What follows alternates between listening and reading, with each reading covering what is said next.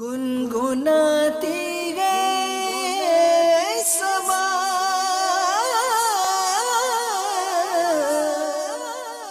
सल्ली अला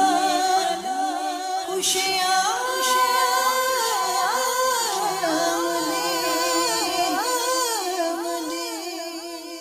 Dawat Islami's publisher, Maktabatul Madina's published renowned booklet of Shaykh Tariqat, Amir Ahl Sunnah, Damat Barakatuhumul Aliyah, The Dawn of Blessings, consisting of 36 pages, says on page 20, with the reference of Sahih Muslim, Sayyiduna Qatada, radiyallahu ta'ala anhu, said that the Holy Prophet sallallahu ta'ala alayhi wa alihi wasallam was asked as to why he fasted on every Monday.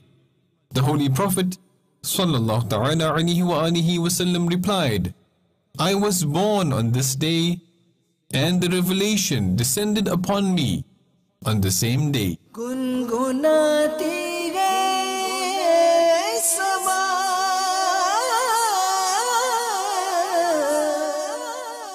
सल्ली अला खुशियाँ